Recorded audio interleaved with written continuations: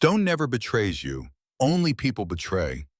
My father said that to me when I was 7 years old, sitting on his knee in the kitchen of our house in Pennsylvania, while the coal dust settled in the lines of his face and the lamp threw shadows across the wall. He said it the way men say things they have learned not from books, but from the earth itself, from years of going down into the dark and coming back up and understanding with their whole body what the difference was between a rock that would hold and a rock that would not. I am 41 years old as I tell you this story. My hands carry the marks of it.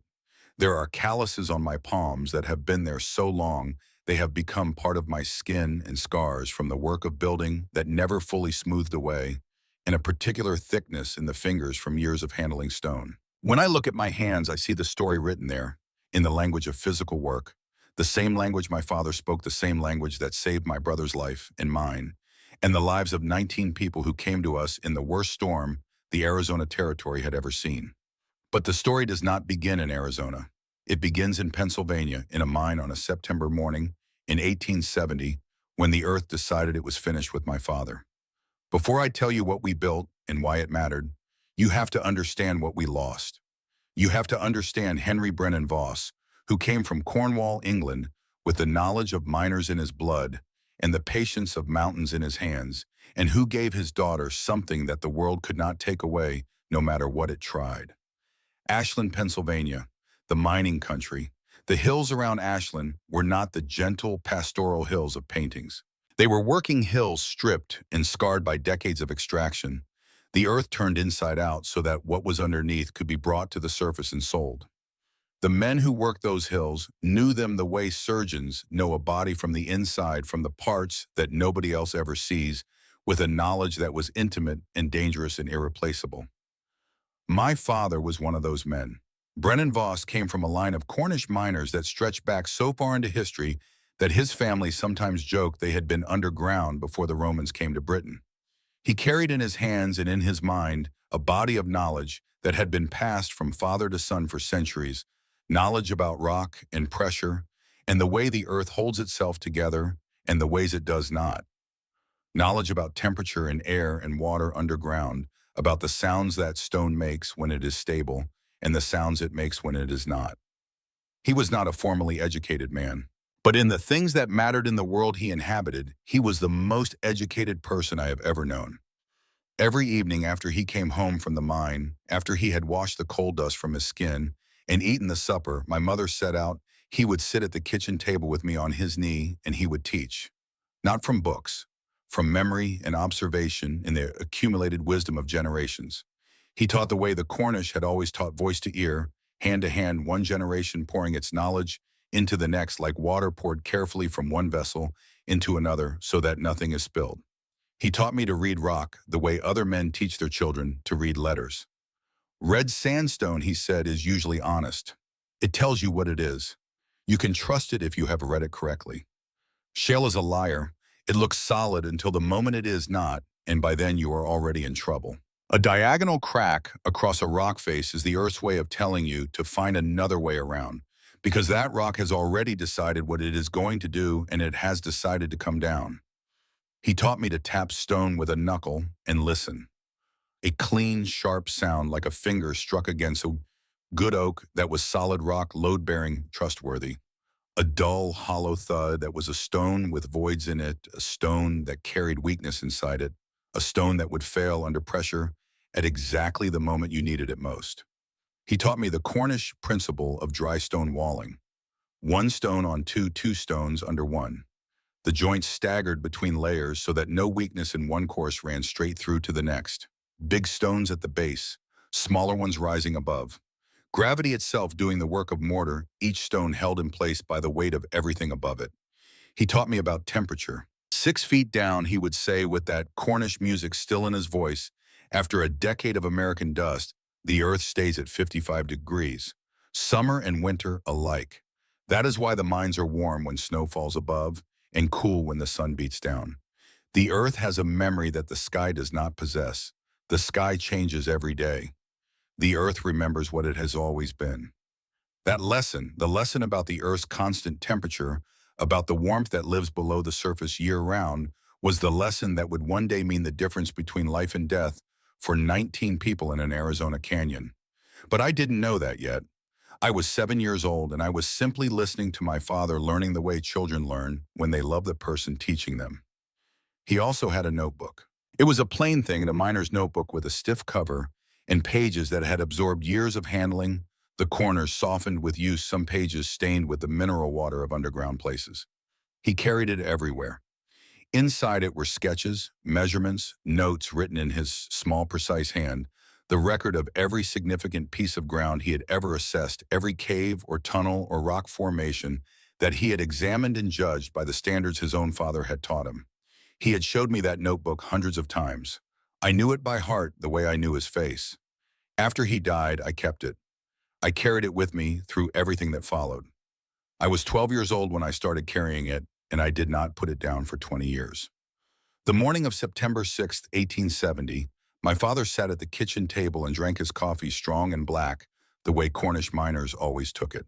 He looked at me across the table with the particular expression he wore when he was about to give me something I would carry for the rest of my life. Tonight, he said, I will teach you about the stone arch, how the Cornish built vaults underground so that rock holds itself without pillars and without beams. Just gravity and understanding. Just knowing how weight wants to move and giving it a path to follow. He kissed my forehead. He put on his coat. He walked out the door. He did not come home. The Ashland mine collapse killed 23 men. There was no warning and no recovery. The earth took them completely, and the lesson about the stone arch was never taught. That unfinished promise, the last thing he ever said to me, became a wound that never fully closed. And it became a question I spent years trying to answer on my own, working from the principles he had already given me, building toward the thing he had been about to show me. My mother lasted 3 months after he died. The doctor wrote pneumonia on the certificate. I was 12 years old and I knew better. My mother had stopped wanting to live, and no medicine addresses that particular condition. On her last night, she held my hand, and her voice was barely more than moving air. Take care of Idris. You are his sister. Be strong. Idris was 6 years old. What happened next is the part of the story I have never been able to tell without pausing even now, even after 30 years of distance from it. They separated us.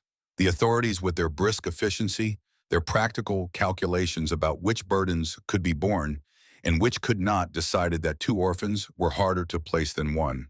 Marin went to Philadelphia. Idris went to Pittsburgh. 200 miles of separation might as well have been 2,000 for a 12-year-old girl and a 6-year-old boy. The day they took him, Idris held my hand with a grip that left marks on my skin for 3 days afterward, crescent-shaped impressions from his fingernails that faded slowly, reluctantly, as if they didn't want to leave. He screamed my name as the wagon pulled away. Not Eleanor, not my full name, just a short version, the one only he used. Marin, Marin, Marin. The word coming out of him again and again in a sound too large for a 6-year-old's throat, a sound that came from somewhere deeper than his lungs. I fought with everything a 12-year-old girl has, which is more than most people expect, and never quite enough when it matters most. I kicked and scratched and made sounds that were not entirely human sounds.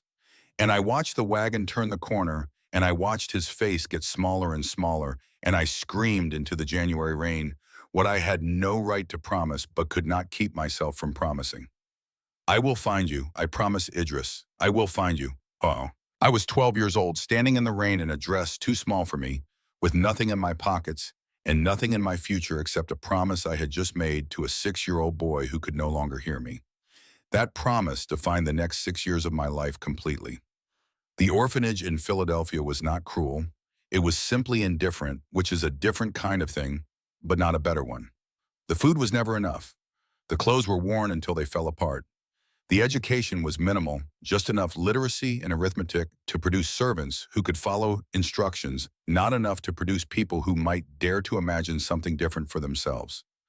I learned quickly that no one was coming to save me. The cavalry existed only in stories, and orphan girls did not get stories. If I was going to keep my promise to Idris, I would have to save myself first. At 14, I was hired out as a domestic servant. The work was the kind that breaks bodies and bends spirits. Floors scrubbed on hands and knees until the skin wore off the kneecaps. Clothes washed in water that alternated between blistering and freezing. Chamber pots, endless yes ma'am and no sir, and the eyes always down, never raised, never showing the anger that lived behind them like a coal fire banked, but never quite extinguished. I never complained. Not because I didn't feel the injustice I felt it, the way you feel a blade clean and total and constant. But complaining would have marked me as difficult. And difficult, servants were dismissed, and dismissed servants earned no wages. And wages were the material I was using to build a bridge back to my brother. I saved every penny. I hid coins in a tin box under the loose board in whatever room I was assigned to sleep in. I counted the money every Sunday, adding each new coin to the total, calculating and recalculating how long it would take, how many more floors I would need to scrub before I had enough to be waiting at the Pittsburgh orphanage when Idris turned 18 and they let him out. 6 years of that arithmetic. Every night before I slept, in addition to counting money, I did one more thing. I repeated my father's lessons about stone and temperature and airflow and the way the earth holds its warmth. I repeated them the way monks repeat scripture, not for understanding, but for preservation. Those lessons were the last living fragment of Brennan Voss, and I would not let them die. In Pittsburgh, Idris walked a harder road than I did, and he walked it alone. The orphanage there was rougher. He was small and gentle and completely without protection. He learned silence. He learned to read a room before allowing himself to feel anything in it. He learned to sleep lightly and hide food in his mattress and never ever cry where anyone could see him. And he learned to be necessary. At 8 years old, a boy who had been tormenting him sliced his hand open in the woodworking shop. Blood everywhere, supervisor gone to fetch the matron. Idris knelt beside the bleeding boy and did what our Irish grandmother, Saoirse, had taught him: tore his shirt into strips, washed the wound, pressed firmly, and held it, talking in a voice that seemed to come from somewhere older and wiser than an 8-year-old should have access to. By the time the matron arrived, the bleeding had stopped. The boy whose hand Idris had saved became his protector. Idris had found his place in the brutal economy of the orphanage. A boy who could heal was a boy who was needed. A boy who was needed was safe. In that place, safe was the highest currency available. He also found in the orphanage's neglected library an old botany textbook with notes in the margins. Previous reader unknown. The notes were practical: plantain for blisters, elderberry syrup for winter coughs, comfrey root to help bones knit. Idris copied every note into a small notebook he bound himself from scrap paper. And between those pages, he pressed flat every letter I sent him. Not all my letters arrived. The orphanage was inconsistent about forwarding mail. But the ones that came through, those he kept like documents of proof. Proof that he had belonged to someone. Proof that the promise had not been forgotten. In the months when no letters came, and there were many such months, Idris lay on his cot in the dark and asked the questions that haunt every abandoned child. Is she still looking? Did the promise dissolve in the morning light, the way frost dissolves on glass? He never answered those questions. He simply endured them and kept the notebook close and waited. On March 15, 1882, Idris Voss turned 18 years old. I was waiting at the Pittsburgh station. I had been there since dawn, standing in my best dress, which was also my only dress, without patches, holding a small carpet bag containing everything I owned. I had ridden through the night in a third-class car that smelled of cold smoke and the accumulated exhaustion of other people's journeys. He walked out of the orphanage gates at 9 in the morning. I almost did not recognize him. The crying 6-year-old I had last seen was now a young man taller than I was, thin as a rail, with dark hair that needed cutting and eyes that carried something new in them. A guardedness, a weariness, the look of someone who has learned to assess every situation for potential threat before allowing himself to feel anything else.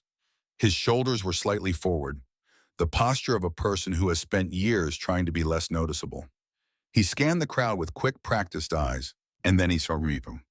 Neither of us moved for a moment. We simply looked at each other across 20 feet of crowded platform, and the 6 years between us, the separation and the silence, and the waiting compressed into a single held breath. Then he ran.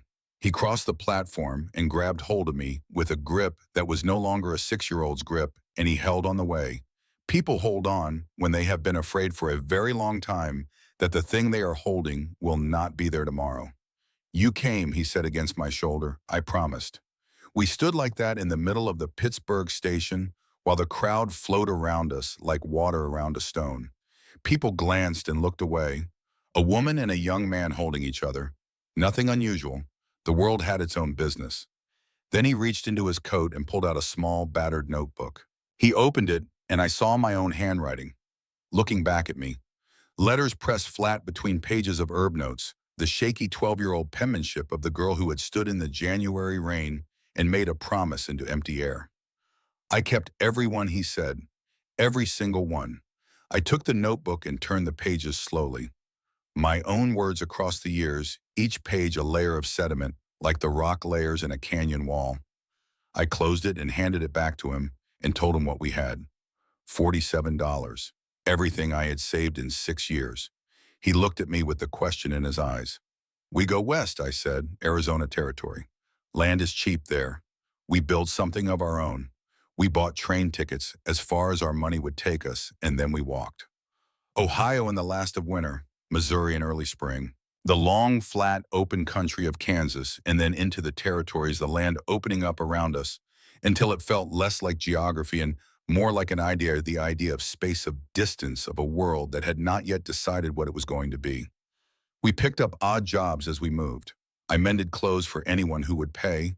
Idris helped at stables and occasionally treated sick animals whose owners could not afford the veterinarian and were willing to take a chance on a young man who seemed to know what he was doing. We ate when we could and went without when we could not, and slept under the stars on the nights when no barn or shed was available, and called this freedom, which it mostly was. We found Scout in New Mexico. He was a border collie mix barely past puppyhood, abandoned beside the railroad tracks, with a frayed rope still knotted around his neck. Half-starved ribs showing through matted fur, shaking with a fear that went deeper than hunger. Someone had tied him to a rail tie and left him. Whether they had forgotten him or decided he wasn't worth the trouble, we never discovered. Idris knelt down beside the tracks and extended his hand, palm up, fingers open. He did not reach for the dog. He simply offered. And the dog, after a long moment of trembling assessment, crept forward on his belly and licked Idris's fingers. Idris looked up at me with eyes I had not seen on him since we were children. He was abandoned too, he said quietly, just like us. I looked at the dog. I looked at my brother. I calculated the cost of feeding another mouth against the money we had left, which was considerably less than $47 by then. Then I nodded because some calculations have nothing to do with money. From that moment, Scout was family, the first family we had chosen for ourselves, which made it different from any family that had been assigned to us by circumstance or blood. We reached the Arizona territory in late September of 1882 with $17 and a dog, and the particular hope of people who have been walking towards something for a very long time and have finally arrived at the edge of where the map runs out. The country around Sweet Rock was as unlike Pennsylvania as any landscape I had ever seen. Red sandstone canyon walls rising hundreds of feet, their layered faces the colors of rust and ochre, and the particular deep orange that comes when iron-rich rock meets centuries of sun. Pinot and juniper on the higher ground. The clean, dry smell of sage everywhere. A sky so large and so blue it seemed almost aggressive in its openness after the closed green hills of the east. We had heard there was unclaimed land near a place called Sweet Rock, and I had allowed myself to believe carefully the way you test a surface before committing your full weight to it, that maybe our luck was about to change. It was not. The good land was gone. Long gone, claimed years ago by people with more money and better timing. What remained was either too expensive, too remote, or too hostile for any kind of farming that did not come with a guarantee of failure. Every door I knocked on ended the same way, a slow shake of the head, a pitying look. Sometimes the suggestion delivered with varying degrees of condescension that I might find work as a domestic servant in one of the better households, or that my brother could hire himself out as a ranch hand. As though we had walked 1,000 miles and waited 6 years and crossed half a continent just to clean someone else's floor again. Our money was going fast. Within a week, we were sleeping in a canvas tent that leaked when it rained. Within 2 weeks, we were down to our last $5. Winter was closing in the way winter closes in on people with nowhere to go. Not dramatically, but steadily. The temperature dropping a little more each night, the message becoming clearer with each passing day. It was Idris who found the cave. He had been out gathering wild herbs. Yarrow and sage grew in these canyons, and he had spotted chamomile near the creek bed. He was filling his pockets when a rainstorm came boiling over the canyon rim and drove him to seek shelter. He ducked into what appeared to be a shallow overhang, but when he pressed deeper into the shadow, the overhang kept going. He spent 3 days exploring it alone, methodically mapping its chambers by touch and count. He held a wet fingertip still in the darkness and felt the faint movement of air against his skin. He pressed his palm against the floor and walls and felt the temperature that never changed, regardless of what time of day he tested it. On the fourth day, he took me to see. The entrance was 15 feet high and 20 feet across, wide enough for a wagon to pass through. Beyond it, the cave opened into a space that seemed almost designed for human habitation, the ceiling arching upward in places to over 20 feet, the floor level and smooth, worn by water that had long since found another course through the rock. Even as rain fell in sheets outside and the desert temperature dropped toward freezing, the interior of the cave was dry and warm. Not merely tolerable, warm. I stood at the entrance for a long time while my mind did what it always did when it encountered something significant, ran the calculations, checked the principles, tested the idea against everything I knew. Temperature, ventilation, structural integrity, the way the rock layers ran, the angle of the entrance relative to the prevailing winds, the natural drainage of the floor. Every principle my father had taught me was lighting up in sequence, one after another, like lamps lit down a long corridor, and every lamp said the same thing: this could work. Then I saw the mark on the wall.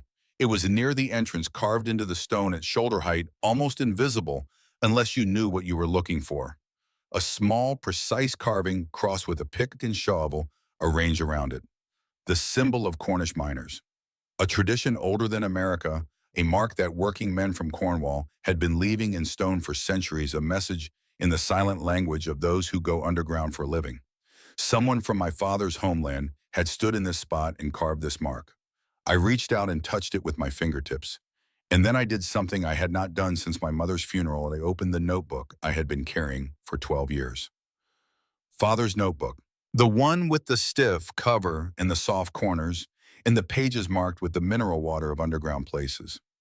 I knew every entry in it, had read them so many times that the pages were soft along the edges from the friction of my fingers.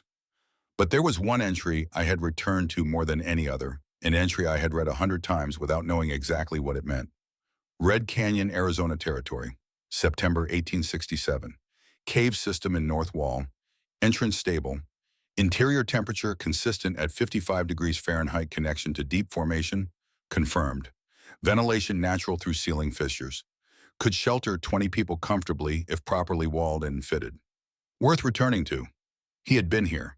My father had stood in this canyon 15 years before I was born into the circumstances that would bring me to it. He had tested this ground with the skills of a Cornish miner and found it worthy and written it down in his small, precise hand, and then gone back to Pennsylvania and gone back into the mines that would eventually take him. He had left this for me. Not deliberately, he could not have known that his children would one day walk 1,000 miles and arrive here with $17 and nowhere left to go. But in the way that the lessons he had given me were waiting for the moment I needed them, this too had been waiting. The knowledge and the place and the timing all arriving together at the same moment, the way things sometimes arrive when they have been in motion for a very long time. I closed the notebook. I looked at Idris. He was watching me with the expression he used when he was waiting for something to resolve, patient, alert, asking no questions, because he knew the answer was already forming, and any words from him would only slow it down. Father was here, I said. He tested this ground. He wrote it down. Idris looked at the mark on the wall. He looked at me. He looked at the cave around us, at the ceiling and the floor and the steady warmth that had nothing to do with the rain falling outside. In his eyes, I saw what I felt in my own chest, not triumph exactly, not relief. Something deeper and quieter than either of those things. The feeling that follows when you have been walking for a very long time and you finally understand where you have been walking toward. This is where we build, I said. The first tool I used was the scythe. It had been my father's before it was mine, a fine Swedish steel blade, well balanced, given to him years ago by a man who understood tools. It had traveled with me from Pennsylvania to Pittsburgh and from Pittsburgh west, and it had fed us more than once along the way, cutting hay for farmers who paid in food and an occasional dollar. Now I used it the way my father would have used it, as the starting point of something. The meadow at the base of the canyon had prairie grass growing thick along its edges, blue stem and gramma, the same kind of grass that the people of Sweet Rock drove their cattle through and never thought about twice except as fodder. I thought about it differently. I had spent 12 years carrying in my father's lessons about thermal mass and insulation and the way thick walls hold temperature, the way a good coat holds body warmth. I had carried those lessons through orphanages and kitchens and 1,000 miles of walking, and I had not had a wall to apply them to until now. The grass was my material. The canyon was my site. The notebook was my guide. I began to cut. The rhythmic pull of the scythe through the dry grass had a particular sound to it, a steady swish and whisper repeated and repeated that was not unlike the sound of water over stone. Idris worked beside me, gathering the cut grass into bundles, not asking questions about the plan, because he had learned long ago that when I was working towards something, I was also thinking toward it, and the thinking and the working needed to happen together. We attracted notice from the beginning. Riders coming down the canyon track would pause on the ridge above and look at us with the idle speculative attention of people encountering something they cannot immediately categorize. By the end of the first week, word had reached Sweet Rock, and Sweet Rock had formed its opinion. They called it cave rats. They called it a folly. They said things in the general store behind their hands and occasionally in front of them with the particular casual cruelty of communities that have decided someone is a problem and have made peace with that designation. I had grown up in institutions. I knew how this worked. I let it move through me and out the other side without lodging anywhere, the way you let wind move through a field without trying to stop it. What mattered was the wall. I selected each stone from the canyon floor the way my father had taught me, picking it up, turning it in my hands, tapping it with a knuckle and listening. The clean, sharp sound of solid stone. The dull thud of hidden weakness. I rejected more stones than I kept, and every stone I set aside would have been a failure waiting to happen. Idris learned quickly to trust my judgment, here without question, and the wall rose steadily, slowly but steadily, one course of staggered stones at a time, bound with red clay mortar, mixed from the canyon walls, reinforced with chopped dry grass the way straw strengthens adobe. One stone on two, two stones under one. The Cornish principle that had kept mine tunnels from collapsing hundreds of feet underground. The hearth was the hardest problem. I tried 3 times before I got it right. The first placement filled the cave with smoke that drove us coughing into the open air. The second burned well but pulled cold air through the entrance faster than the fire could warm it, dropping the interior temperature rather than raising it. The cave was refrigerating itself.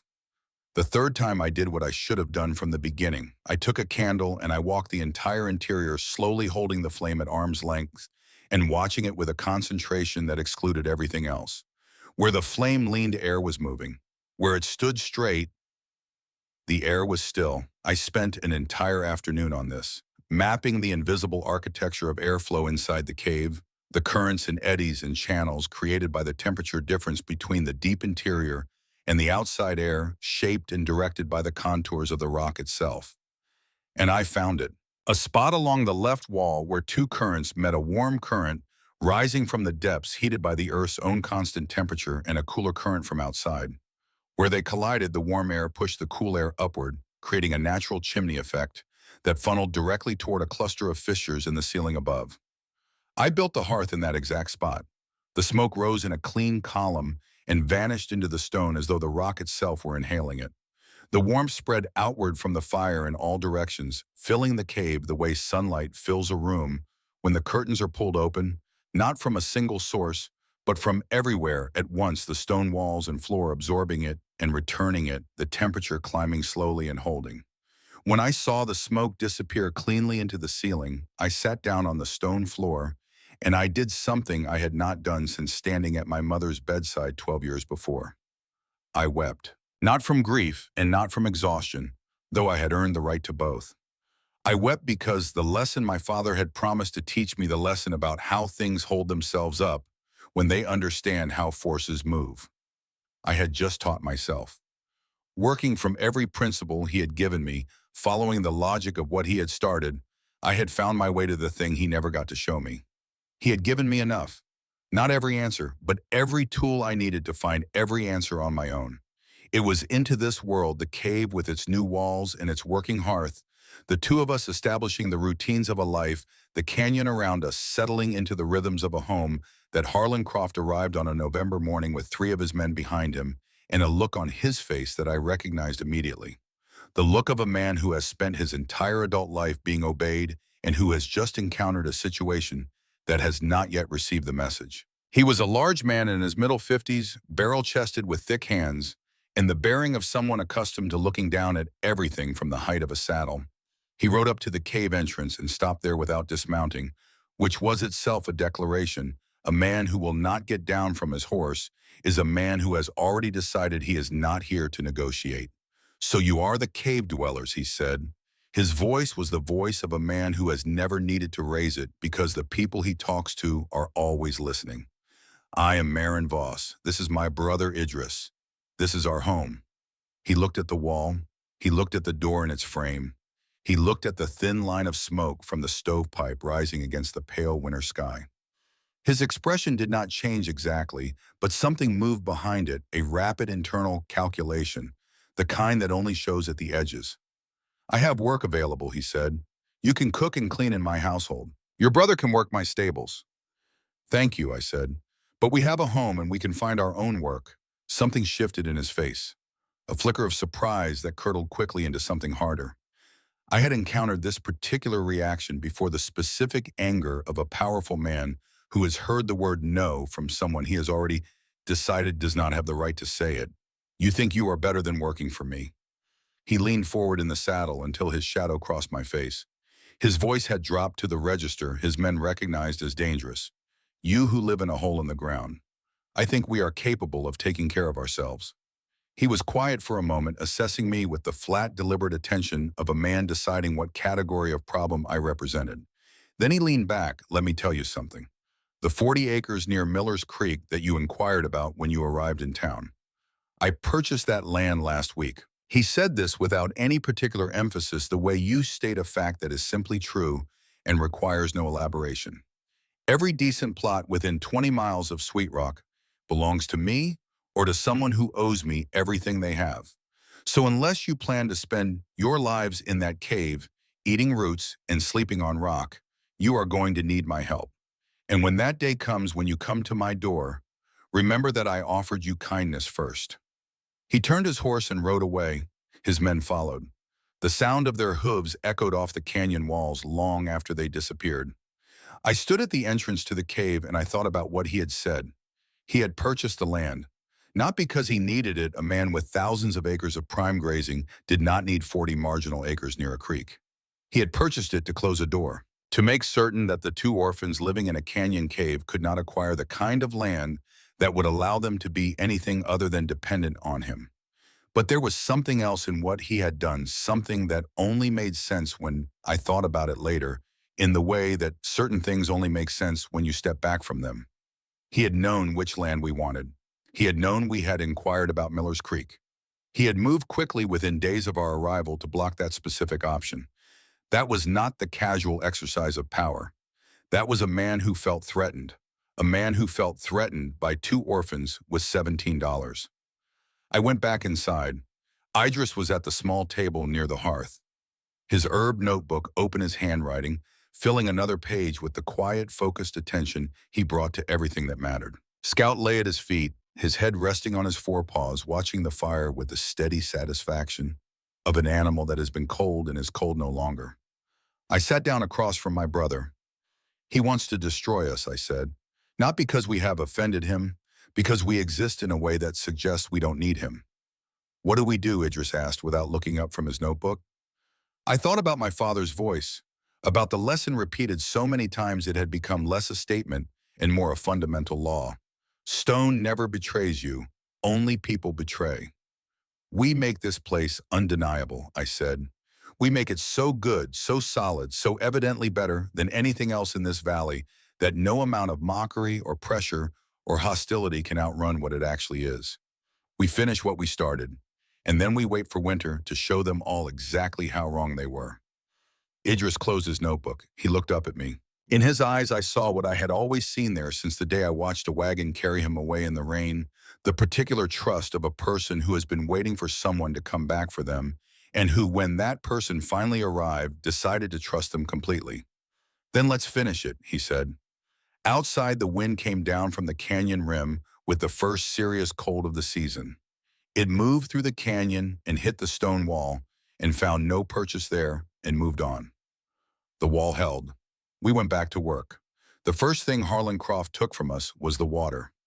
I did not understand immediately what had happened. One morning in late October, I went to fill the buckets from the creek that ran along the base of the canyon wall. The same creek we had been drawing from since the day we arrived, narrow channel that ran clear and cold over a bed of red and orange stones, and had seemed in its modest and reliable way like evidence that the land was willing to work with us if we were willing to work with it. I had made that walk 100 times in 6 weeks. I knew the sound the water made at the particular bend where the canyon narrowed, knew the way the light hit it in the morning, knew that if you were patient enough to crouch at the edge and stay still small, fish would eventually resume whatever they had been doing before your arrival. That morning the smell reached me before the creek did. Not a dramatic smell, not the smell of something that announces its wrongness immediately and without ambiguity. A subtler thing. An undertone in the air, thick and organic and wrong in the particular way that wrongness is wrong when it has been sitting in water for several days and the cold has slowed but not stopped the process of its making. I came around the bend and stopped. 2 sheep lay in the narrows where the water was shallowest. They had been there long enough for the creek to run cloudy downstream from them, the current carrying whatever the cold water was extracting and moving it toward everything below. The throats were cut. This was not the work of a predator. A coyote takes what it needs and leaves the evidence where it falls. This had been arranged. The carcasses had been wedged between 2 boulders at the precise point where the creek narrowed enough that the contamination would be complete and the current slow enough that it would spread rather than clear. Scout stood a few feet back from the water's edge, his nose working his body, making the small, tight movements of a dog that has evaluated a situation and decided it is not safe. He had reached his conclusion before I reached mine. I stood there for a while looking at it. Then I walked back to the cave and told Kyle what I had found.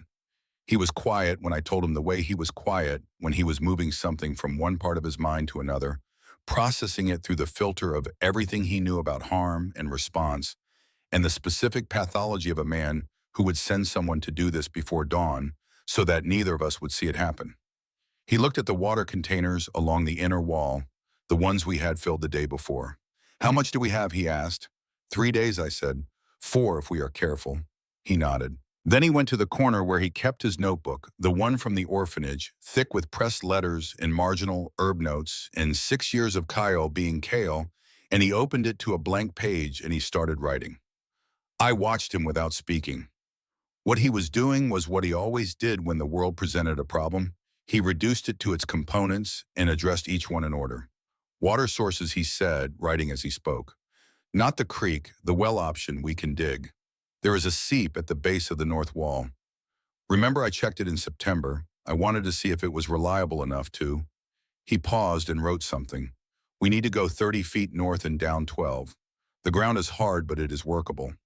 I looked at my hands, still raw from the thorn work last week, still cracked at 3 of the knuckle joints where the cold had found the gaps. I thought about 12 feet of hard Arizona ground, every shovelful, to be pried loose before it could be lifted. Then we dig, I said. It took us 4 days. The ground was exactly what it looked like from the surface, stubborn, rocky, requiring every tool we had and some persuasion that went beyond tools. My hands blistered and the blisters burst and the raw skin beneath them cracked in the cold air. And by the 3rd day, I could not hold a needle without the kind of pain that makes you aware of exactly which nerves run through which parts of your palm. This meant no sewing work for the better part of a week. A week with no sewing work meant a week without income. A week without income from the direction we were already moving pressed the arithmetic in directions I did not examine too closely. On the 4th day, Cale dropped to his knees at the bottom of the shaft and pressed both palms to the earth and was still for a long moment. Then he looked up at me and said, "Wet." We hit clean water at 14 feet. Not abundant, not a well that would supply a town, but steady. A seep that came through the rock at a reliable rate, filtered by everything above it, cold and clean, and entirely indifferent to the two-cut sheep that were contaminating the creek downstream. We lined the shaft with stone the way my father had taught me to line a mine shaft the Cornish method, each course overlapping the one below it so that nothing could collapse inward. When I set the last stone and climbed back out into the gray November light, I sat on the canyon floor and looked at the hole in the earth and felt something that was not pride, exactly more like recognition. The satisfaction of a problem that has been addressed correctly, the particular quiet that follows when you have done the thing that needed doing and it has held. Harlancroft had taken the creek. We had built something better. The sowing order stopped in the first week of November. Not gradually, not the slow decline of a business losing customers one at a time for reasons that could be attributed to normal fluctuation. All at once, within the space of 3 days, every pending order that had been placed through Pritchard's store was canceled. The women who had been waiting for mended shirts and altered skirts and the practical needlework that the territory required of anyone maintaining a household sent their regrets through various channels. A note delivered with a crate of goods, a message passed through a neighbor, a polite and entirely unconvincing claim of changed circumstances. None of them came in person. I learned the reason from Obadiah Wells. Obadiah came to the canyon on a Thursday in November on a mule so elderly it appeared to be held together primarily by stubbornness and long habit. He dismounted with the careful deliberateness of a man whose joints have formed opinions about cold weather and do not keep those opinions to themselves. He walked the perimeter of the cave home with his hands on the stone wall, pressing his palms flat against the surface at intervals, reading it the way he read iron, with the full attention of someone who understands that material will tell you what it knows if you know how to ask. He spent a long time at the hearth. He held his hand above the fire and let the warmth move over his palm, watching the direction of the draw, feeling the quality of it. He examined the ventilation channels in the ceiling with a small candle he produced from his coat pocket, watching the flame the way a surgeon watches a pulse. When he was done, he looked at me. "Good work," he said. His voice was the voice of someone who has not said those words carelessly enough, that they have lost their meaning. I said, "My father was a miner. He taught me about stone." Obadiah nodded slowly. "I know that look you have." He paused. "I wore it once myself." He looked at the wall for a moment, at the canyon outside, at the territory that had been doing its best to compress two orphans into a shape that would fit into its existing arrangements. "Your sewing orders," he said. "Vivian Larch." I had come to this conclusion already, but I said nothing and let him continue. "She made her rounds 2 weeks ago. Parlors, sitting rooms, the women's social at the church. The message was the kind that does not require anyone to be overtly cruel. It simply establishes a logic. A respectable woman conducting herself according to appropriate standards does not employ people who live in caves. Not because there is anything specific to say about those people, just because it is not done, and a woman who wants to remain in good standing does not do things that are not done." I said why Obadiah was quiet for a moment. Not the quiet of someone choosing words, but of someone deciding how much of a truth to give. "She lost a child," he said, 4 years ago. Fever in August when the doctor was out of the territory. There was no one who knew what to do. What your brother knows, the teas, the remedies, the things an Irish grandmother passes down, that knowledge was not available to her when she needed it. He paused. "She knows it now. She has seen what kale has done for families in this valley, and she cannot reconcile that with the child she buried." I looked at the cave wall, the smooth clay surface, the mortar joints packed so tight that nothing moved through them. "She is not angry at us," I said. Obadiah shook his head. "She is angry at the universe for the specific and irrevocable arrangement of things that put her where she was and not somewhere else. Your presence here makes that anger visible to her. Every time she sees what Kale can do, she sees what was not done for her child." He is quiet for a moment. "People are not always cruel because they want to destroy. Sometimes they destroy because the alternative is admitting something that would break them." I sat with this for a while. It did not make what Vivian Larch was doing easier to absorb, but it made it comprehensible, and comprehensibility was something even when it was not comfort. Obadiah reached into the satchel he had brought down from the mule. He produced a set of tools wrapped in oiled cloth, a hammer, a chisel, a trowel, a pry bar. He set them on the flat stone near the hearth one at a time, with the care of a man handling things he has made himself. Better steel than Pritchard sells, he said. Better balance. Forged them myself last week. I looked at the tools. I looked at him. He waved off whatever I was going to say. I know you cannot pay me. He picked up the empty cloth and folded it. The people who tell you what you cannot do are usually the ones who cannot do anything themselves. He paused at the cave entrance. When you prove them all wrong, and you will do not forget what it felt like to be the one they laughed at. He walked out, mounted the ancient mule with the resignation of someone entering a long-standing negotiation, and made his way back up the canyon. I sat with the tools in my lap and thought about what he had said, and about grief dressed as contempt, and about the particular economy of suffering in a small community where everyone knows what everyone else has lost and nobody quite knows what to do with that knowledge. Then I went to find new customers. I went to the ranches and homesteads beyond the reach of Sweet Rock's social arrangements, the places where women lived too far from town to care much about Vivian Larch's judgments, where a seamstress was evaluated by the quality of her stitches and the reliability of her word and nothing else. There were more of them than I had expected. The territory was large, and its people were distributed across it according to where the water and the land made a living possible, and a significant portion of them had never met Vivian Larch and had no particular interest in starting.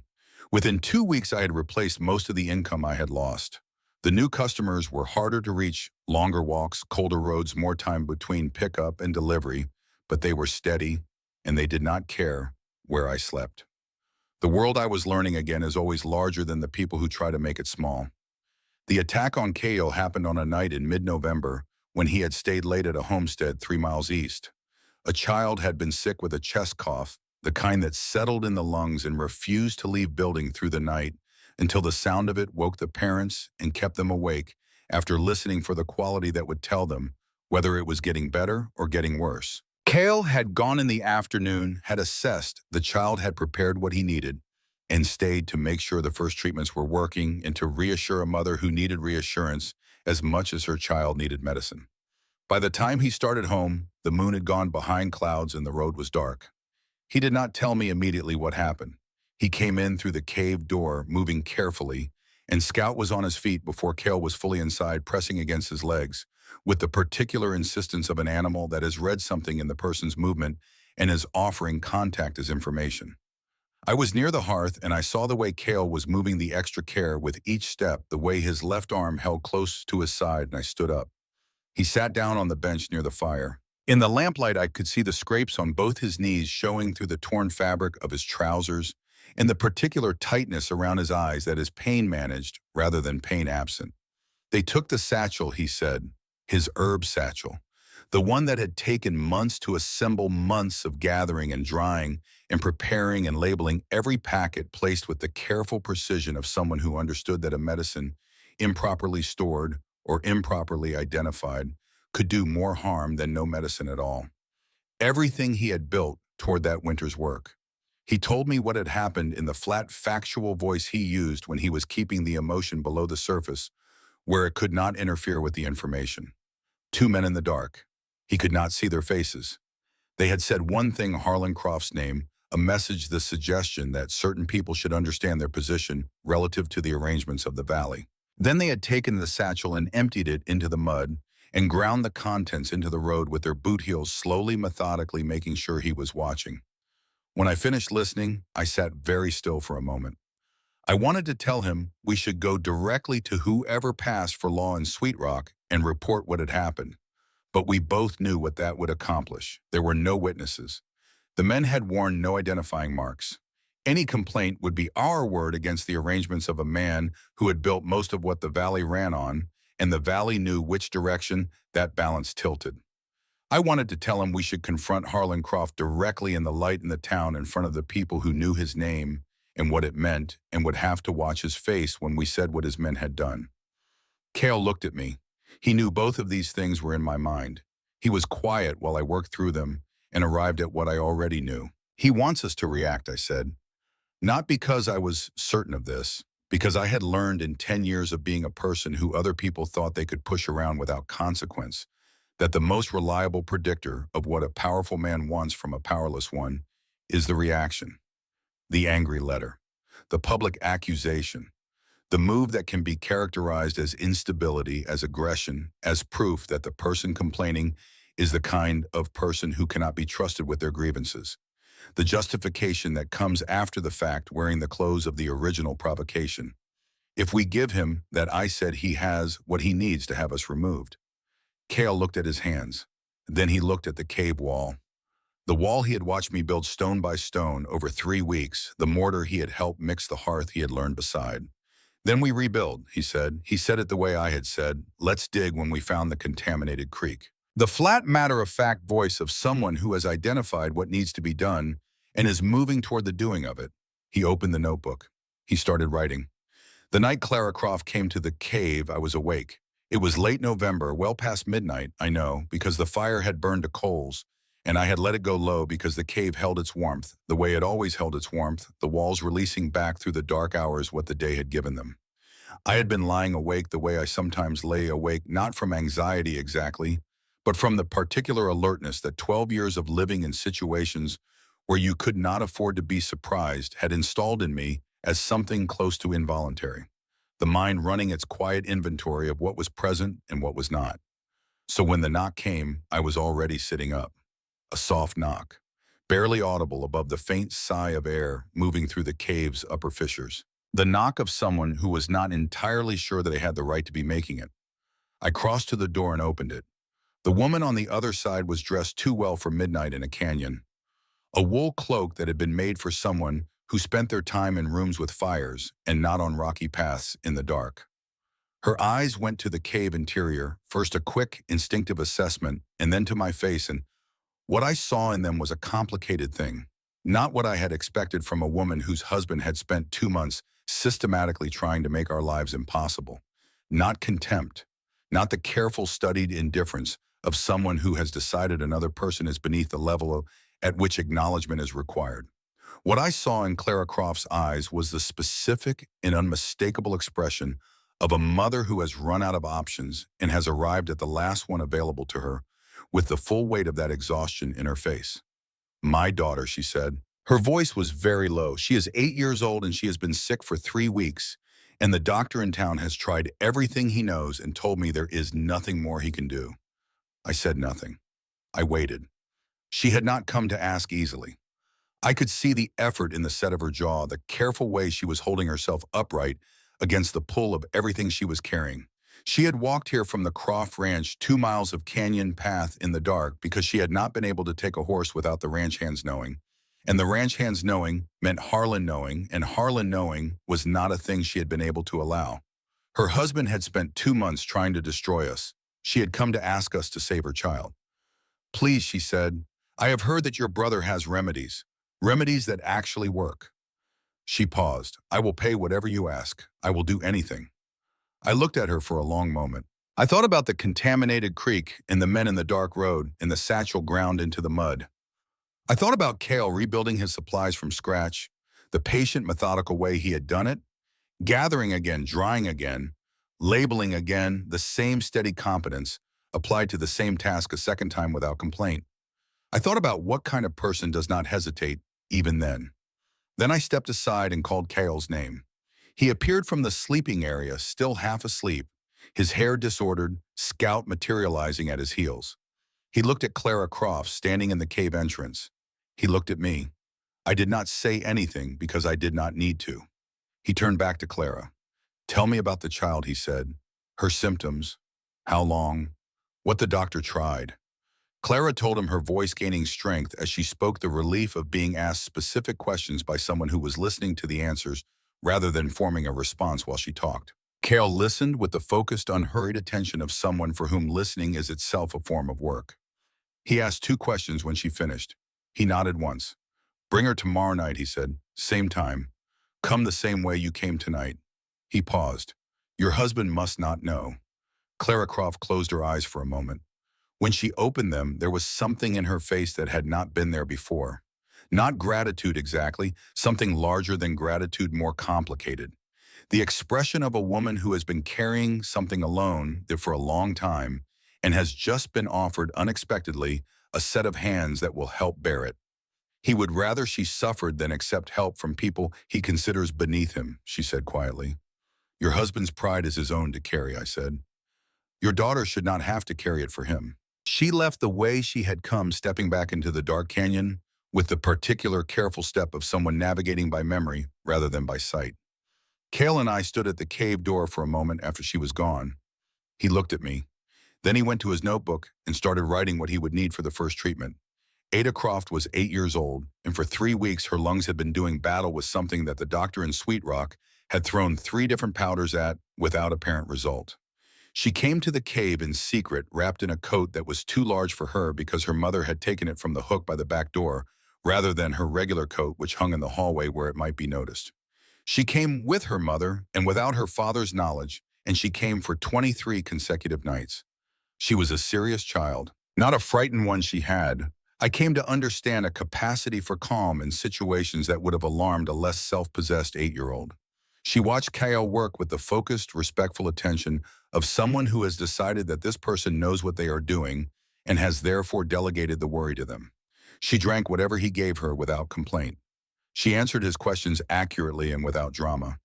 Her mother sat beside her every night and watched Cale's hands with the intensity of someone who is trying to memorize a process they never want to need again. Cale worked methodically. He had spent a week rebuilding his supplies after the attack on the road, and what he had rebuilt was better organized than what had been destroyed, partly because rebuilding had forced him to reconsider every choice from the beginning, and partly because Obadiah Wells had quietly produced from somewhere in his blacksmith's stores 2 small clay pots with fitted lids that held moisture better than anything Cale had been using before.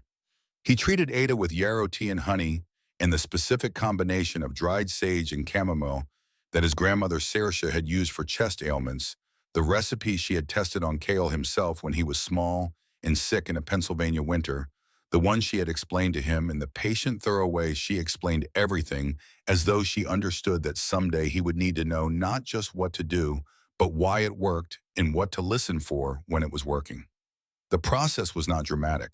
There was no single night when Ada's color transformed and her cough stopped and everything resolved. What happened was the slow incremental shift that real healing almost always is, the cough loosening slightly on the 4th night, less deep on the 7th, the fever dropping a degree, and then another degree, and then staying down. By the 2nd week, she was eating better. By the 3rd week, she was asking Cale questions about the plants in the small garden at the cave entrance, why this one was planted next to that one, what the difference was between the sage growing in the shadow and the sage growing in direct light, whether she could taste a chamomile flower to see if it tasted the way the tea tasted. He answered every question. He told her the names in the language Saoirse had used, and in the English names, and in the scientific names he had found in the old botany book at the Pittsburgh Orphanage. He showed her how to feel whether a willow stem was too dry or still carrying enough sap to be useful. He drew small diagrams in the margin of his notebook and tore them out and gave them to her. She folded them carefully and put them in the pocket of the oversized coat. On the 23rd night, which was the last night, Clara brought her Ada stood at the cave entrance in the cold December air and breathed deeply, fully, without the catch and resistance that had defined every breath for 3 weeks. She breathed, and then she looked at Cale with an expression of 8-year-old seriousness that contained somewhere underneath it a very large amount of relief. She had never said thank you in the conventional way. She was not a conventional child. What she said instead on that last night, standing in the door of a cave while her mother pressed a small leather purse into my hands, was, I want to learn what you know. Cale looked at her. He looked at his notebook. He looked at the garden behind him, the sage and yarrow and chamomile, and the small willow saplings transplanted from the creek bed, the plants he had tended every morning and every evening since October, with the focused care of someone who understood that living things are not maintained casually. Come back in spring, he said. I will show you. She nodded once with finality, as though an agreement had been made and witnessed. Then she and her mother went back into the dark, taking the path along the canyon wall that Clara knew by heart now, and the cave was quiet except for the fire and the sound of the night air moving through the rock above. Obadiah Wells read the sky on the 17th of December. He came that morning not on the ancient mule but on foot, which meant he had walked 3 miles from his forge in Sweet Rock before the light was fully up, which meant the thing he had come to say could not wait for the mule's schedule. He stood at the cave entrance with his face turned south and then north, and then back south again, not looking at us, but at the atmosphere, at the particular quality of the light and the weight of the air, and the color of the clouds at the horizon that were not yet here, but were in the process of becoming here. "Something is coming," he said. "Not the usual winter weather. Something different." I looked where he was looking. The sky had a quality I did not have a name for. Pale where it should have been gray, with a faint yellowish cast at the southern edge that sat in the light, the way a bruise sits under skin, present, but not fully formed evidence of something occurring beneath the surface that the surface had not yet caught up with. How long, I asked. He considered this. A week, maybe less. He turned to look at me directly then, with the expression he wore when he was saying something that he needed me to hear clearly, and without any part of me filtering it through optimism. "I have been alive 70 years. I have been in this territory through every kind of weather it knows how to make. I have never seen a sky that looks like this one looks right now," he paused. "Go home. Fill every container you own with water. Get in as much food and firewood as you can carry. Seal that cave of yours tight." He looked at us both, then at Scout, then back at me. "And do not leave for any reason until it is over, whatever it is." He said what he said, and then he walked back up the canyon and along the road towards Sweet Rock. Cale and I spent 2 days doing exactly what he had told us to do. We hauled water from the well until every container in the cave was full and arranged along the inner wall with covers fitted tight. We gathered firewood from the pile we had been building since October and brought as much of it inside as the storage area could hold. We purchased the last of Pritchard's dried beef. He laughed at our urgency loudly enough for the store to hear, but we were past the point where Pritchard's laughter required any response from us, and we added flour and salt and the other staples that keep without refrigeration through whatever a territory decides to throw. The old-timers in the store did not laugh. I watched them quietly add supplies to their own purchases with the efficiency of people who have seen what weather can do when it has decided to be serious. I watched their faces when they came out onto the wooden sidewalk and looked at the sky. None of them were laughing. On December 23rd, the sky was impossibly clear. I woke that morning to light that was almost mocking in its brightness, the kind of clear winter light that makes you want to believe in the goodness of things. The temperature had risen overnight to something approaching mild, and the air had a quality of stillness that was different from ordinary calm, not peace but held breath, the specific stillness of something gathering itself. Scout would not settle. He paced the cave entrance with his ears flat and his body held low, his instincts running ahead of his understanding in the way of animals whose understanding of weather lives in older parts of the brain than thought. I should not have gone into Sweet Rock that morning. I knew this before I saddled Bess. But a woman in a ranch north of town had commissioned alterations to a dress for the Christmas season and had arranged to collect it at Pritchard's store, and the payment was money we needed. We were not in a position where I could afford to decline money we were owed. I told Cale what Obadiah had told us. I gave him instructions in a voice that did not invite argument. "If the weather changes before I return close, everything seal it, keep the fire. I will find shelter in town if I need to." He looked at me with the expression he used when he thought I was making a decision that was not optimal and had calculated that arguing about it would take longer than accepting it. "Be fast," he said. I saddled Bess and rode. I delivered the dress. I collected my payment. I bought 2 last items at Pritchard's counter and was counting coins into his palm when the light went out. Not dimmed. Out. The sun, which had been streaming through the store windows in that bright, deceptive morning quality, simply ceased. I ran to the door. What I saw is something I have tried to describe many times since to people who were not there, and I have never quite found the language that matches the reality of it. What I saw was not a storm approaching. It was a wall, a solid mass of atmosphere moving across the sky with the methodical momentum of something that has decided where it is going and is not considering alternatives. Black at its face, flickering in its depths, eating the pale winter sky ahead of it as it came. The temperature dropped so fast I felt it happen, felt the warmth actually leave the air around me, extracted as if by something that had decided it was no longer available for distribution. I was already running. I was out of the store and into the stable and on Bess before Pritchard had finished shouting at me to come back.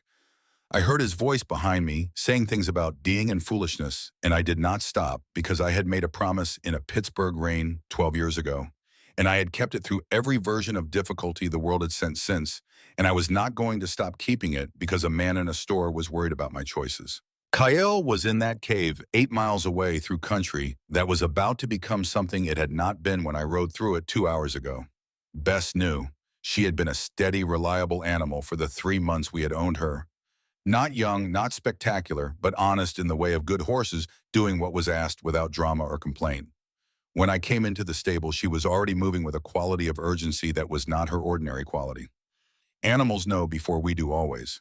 Whatever was coming was already in the air where she lived, which is a different air than the one we talk about. I rode. The first snowflakes hit my face before I cleared the edge of Sweet Rock. By 1 mile out, I could not see the road in front of me.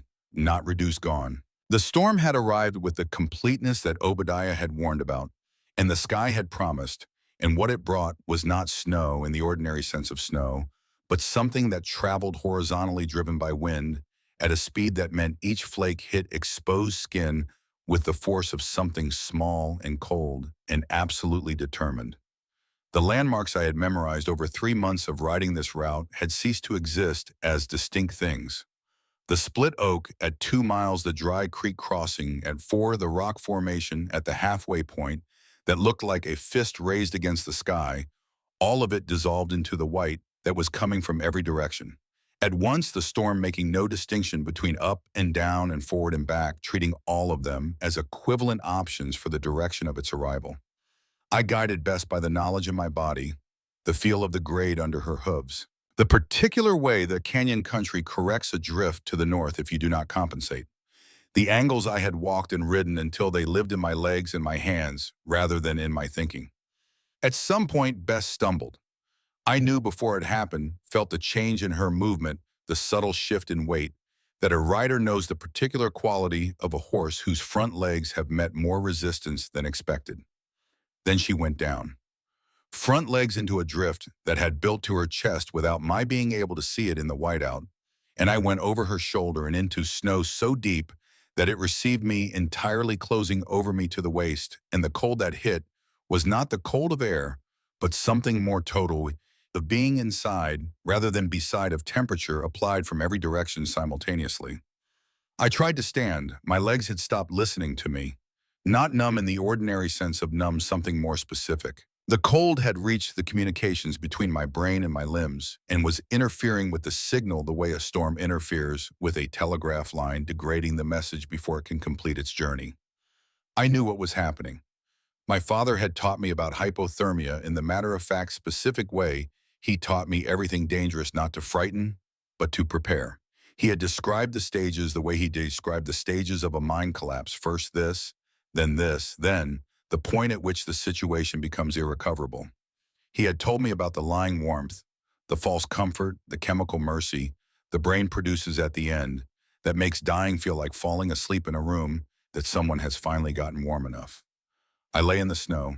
The storm was above me and around me, and the white was so complete that there was no visible difference between opening my eyes and closing them. I thought about Cale in the cave 8 miles away, or 3 miles away.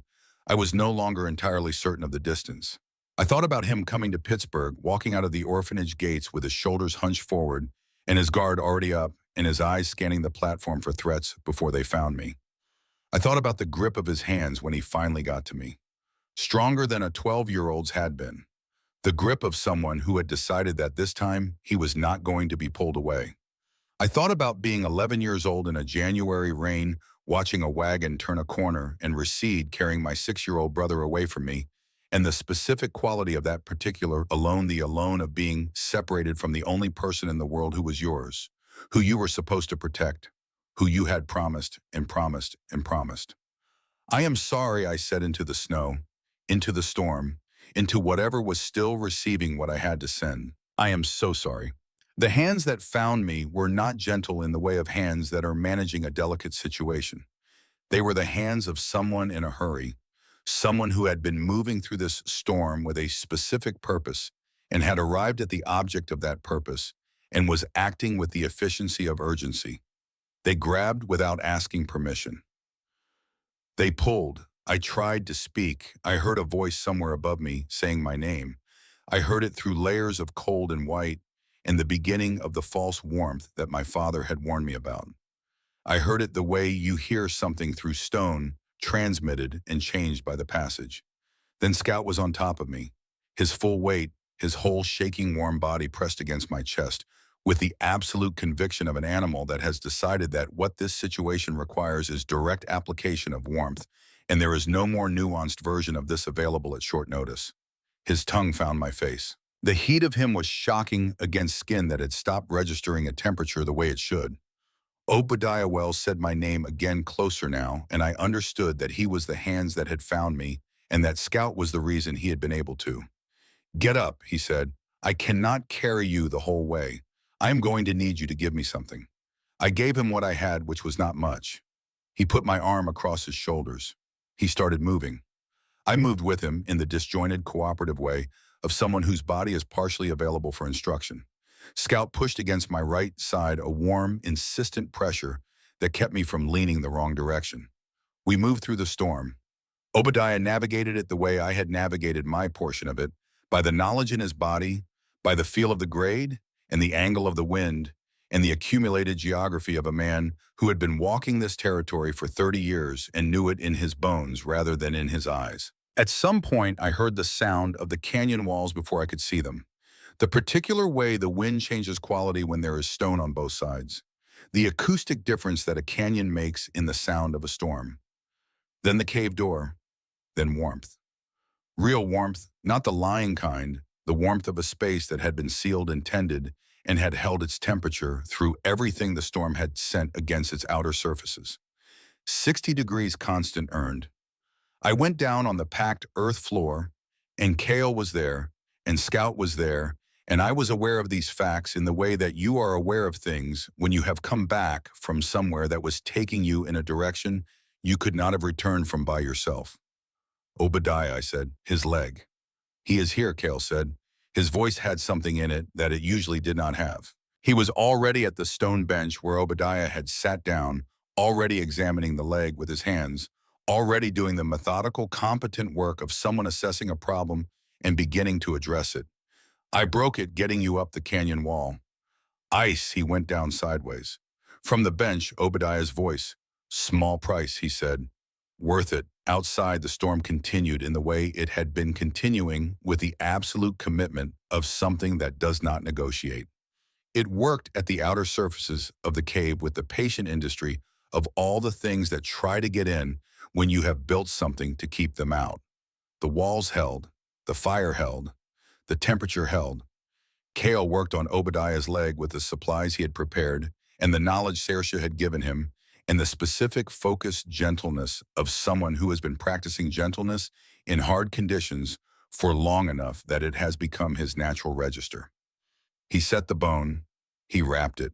He gave Obadiah willow bark tea for the pain, which Obadiah accepted without comment and drank without expression. I lay on the sleeping mat with Scout pressed against my legs and the warmth coming back into my limbs in the unpleasant but unmistakable way that warmth returns when the body has decided to keep trying. I stared at the arched ceiling of the cave and thought about Scout running out into that storm, the little dog that two strangers had taken off a railroad tie in New Mexico because he was abandoned, and they understood what that felt like. The man who had spent every day since pressing his warm body against whatever part of us needed it most. He had been tied to a railroad tie and left there. He had run into a blizzard to find me. Outside the cave, the storm was building toward the thing it had been building toward since the sky turned yellow on December 17th. Inside, the walls did what they had been built to do. The fire did what a small and efficient fire does when the walls behind it are doing their job. It held the space without exhausting itself, spending only what was necessary, conserving the rest. Kale finished with Obadiah's leg and sat back on his heels. "How many days?" he asked. Obadiah looked at the ceiling. His face was drawn with pain, but his eyes were the clear eyes of a man who has been in difficult situations and has learned to assess them accurately rather than generously. "5," he said. "Maybe more." Kale looked at me. I looked at the cave door solid in its frame, the double-layered construction, with the packed, dried grass between the wood faces holding the warmth in, and the cold out with the same principle my father had explained using a wool coat as an analogy on an evening in Pennsylvania, while I sat on his knee and thought the lesson was about wool. I sat up. We are going to need more of everything, I said. Whatever the storm brings, whatever it carries to this canyon, in the next 5 days, we are going to need to be ready to receive it. Cale looked at me with the expression he used when he was filing something into the category of things that are true and must be acted on. Then he went to his notebook and started writing. The storm delivered on everything the sky had promised. It came in the way of things that have been preparing for a long time and are finally ready to be what they are, not a gradual increase, but a full arrival, the difference between weather and event.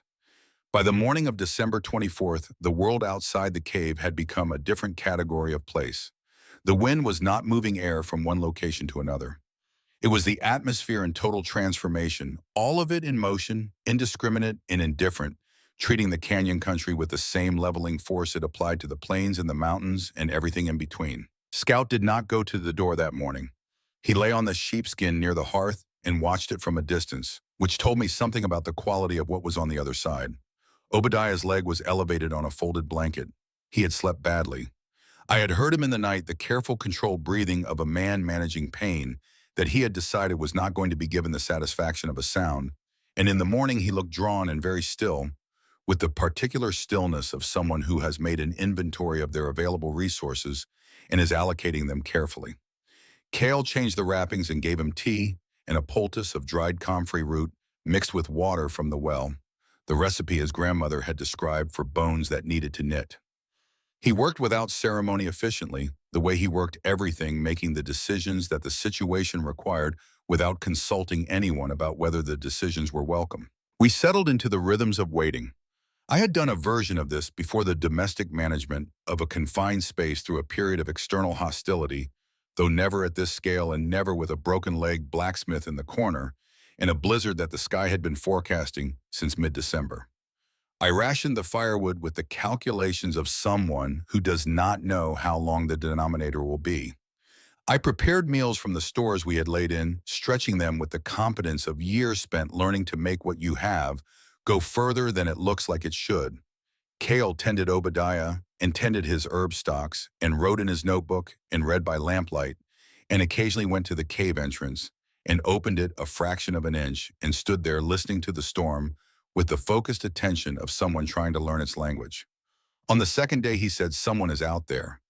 I came to stand beside him. At first, I heard only the storm, the sustained, undifferentiated roar of it, not the howl of ordinary high wind, but something more total, the sound of an entire system in motion, the atmosphere communicating with itself at a frequency that left no space for anything else.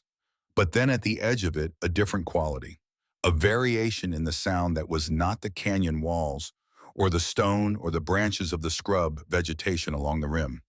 Human voices, distant, distorted by the storm into something barely recognizable but unmistakably sourced in human throats, carrying the specific quality of desperation that does not require perfect transmission to be legible.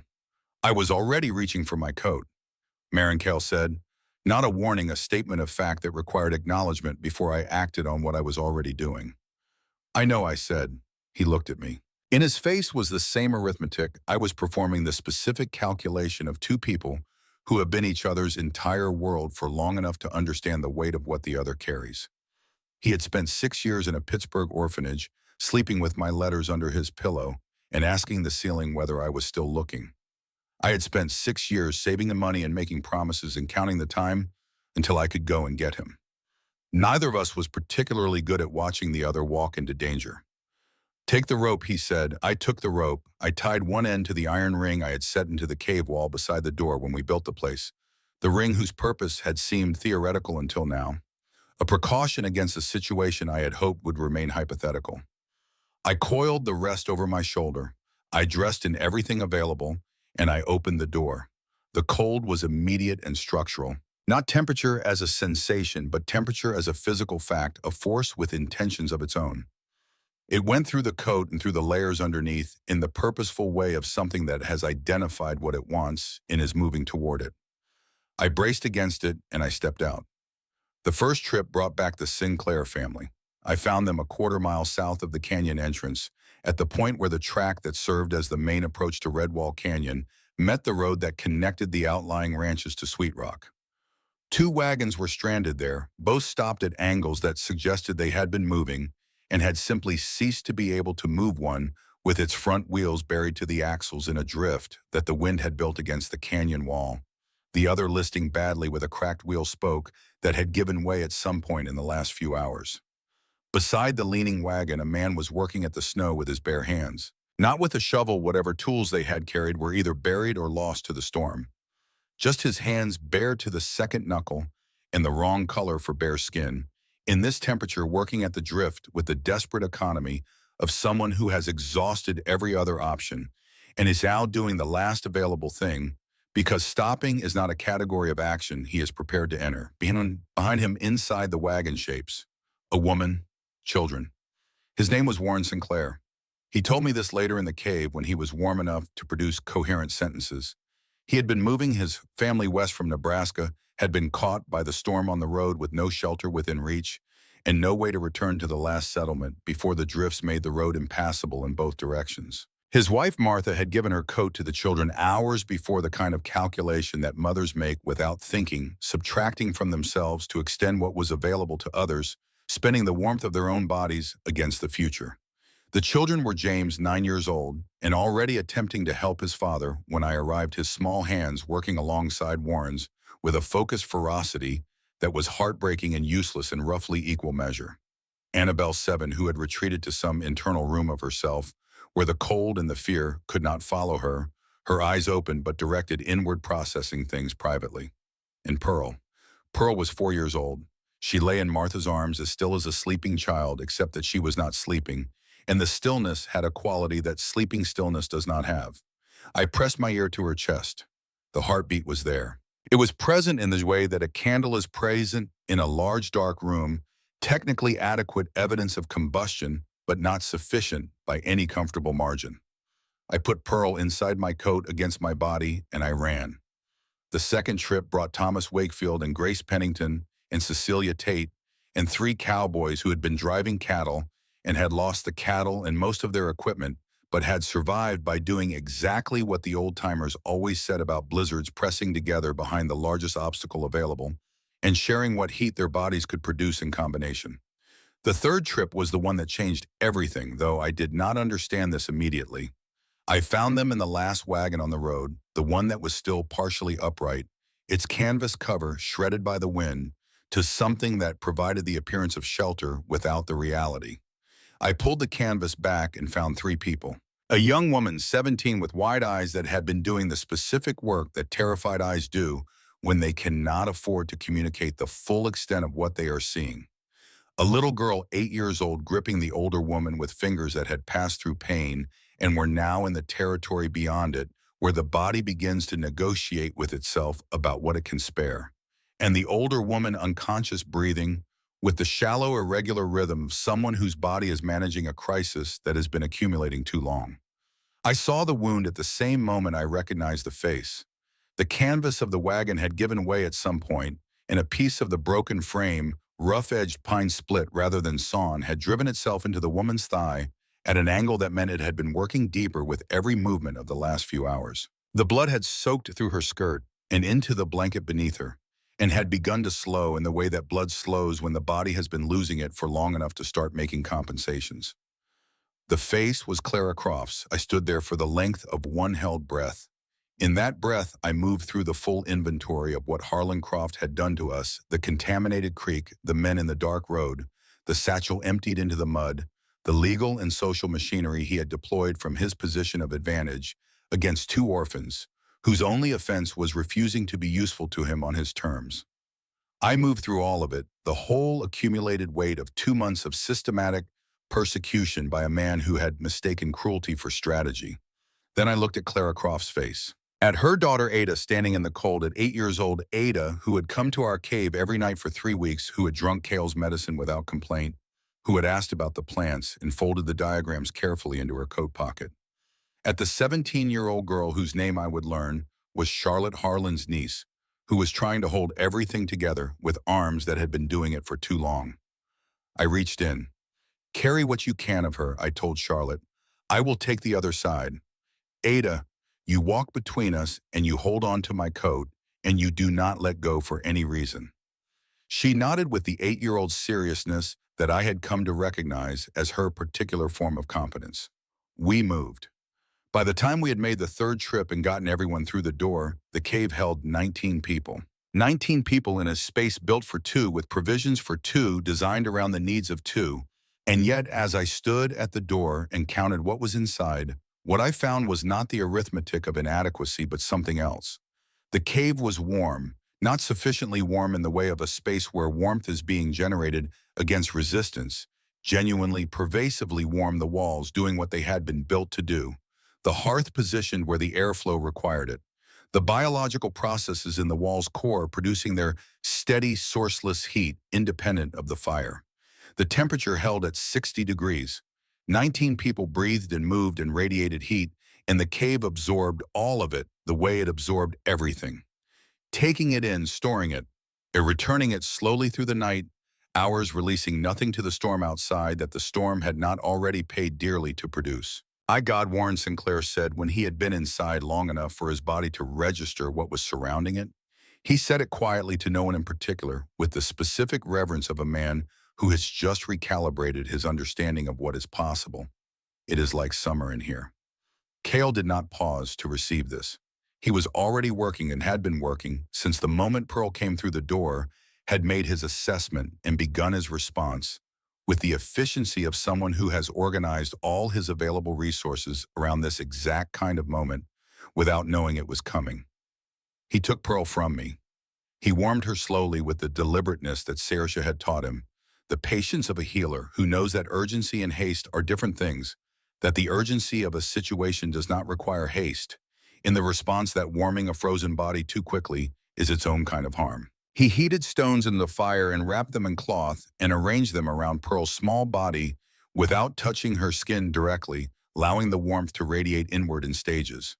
He tipped broth between her lips, a drop at a time, testing the swallow reflex with each drop, waiting for confirmation before proceeding. Martha Sinclair sat beside him and watched with the unblinking intensity of a woman whose available emotional resources had been reduced to a single point of focus. "She is not going to make it," Martha said.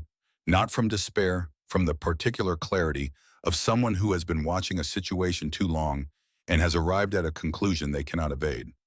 "I know she is not." "Do not say that," Cale said, and his voice had a quality I had not heard in it before. Not anger, something quieter and more certain. "Do not you dare say that."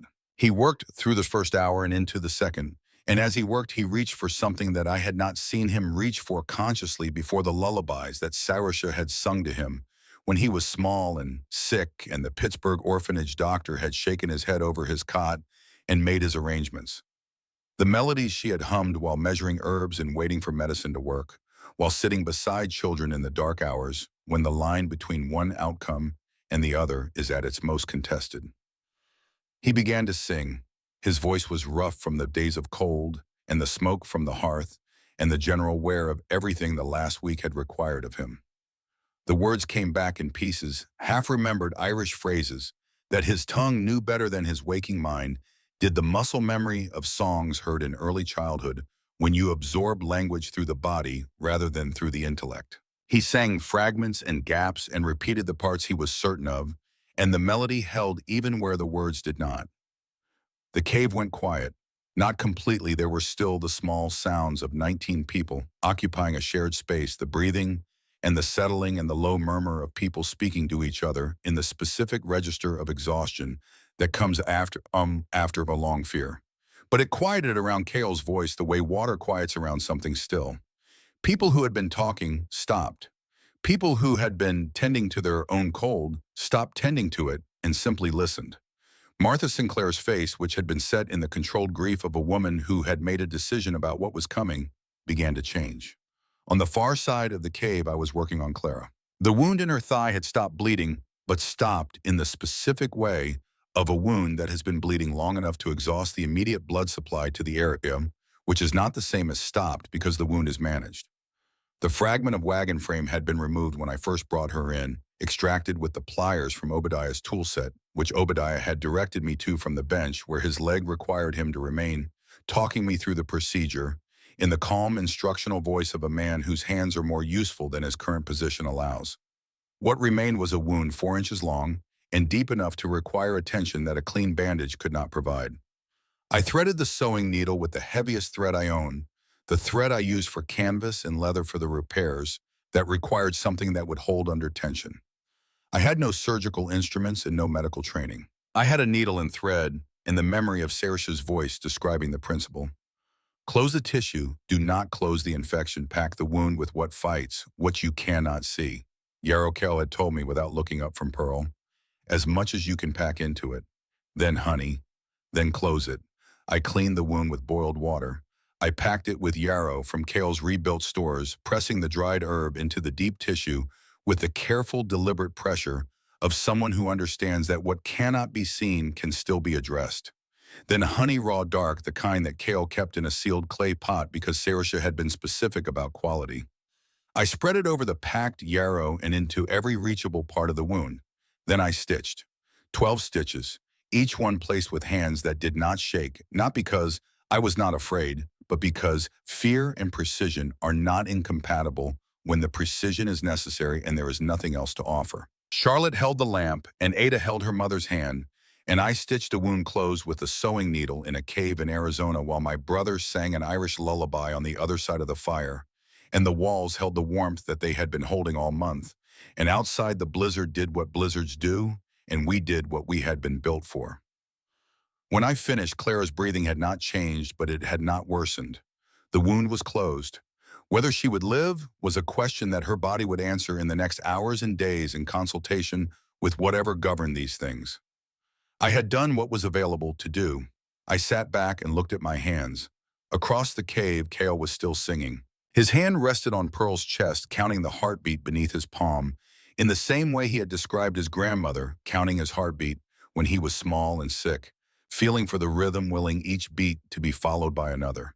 The physical contact of a healer who understands that medicine is only one part of what a body needs to decide that it is worth continuing. He had been counting for 6 hours. At 3 in the morning, when the fire had burned to the low, steady pulse of a fire that has settled into its efficient register, and the cave was dark except for the one lamp kept burning by the hearth, Kale felt something change beneath his palm. He did not say anything immediately. He sat very still and counted for another minute, feeling the quality of the beat, noting the difference between what it had been and what it was now. Then he looked up at Martha Sinclair. Her small daughter opened her eyes. Pearl looked at the ceiling. She looked at her mother. She looked at the young man whose hand was still resting on her chest and whose voice she had been hearing for 6 hours in the dark. What she said was, "Mama, the angel boy saved me." The sound that came out of Martha Sinclair was not a sound that I will try to describe. I will say only that it came from somewhere below grief, from the region where grief and relief occupy the same space without contradiction, and that it was the most honest sound I had heard in a long time. Kale held her, this stranger who had been a stranger to him 6 hours ago and was not a stranger now in any way that mattered.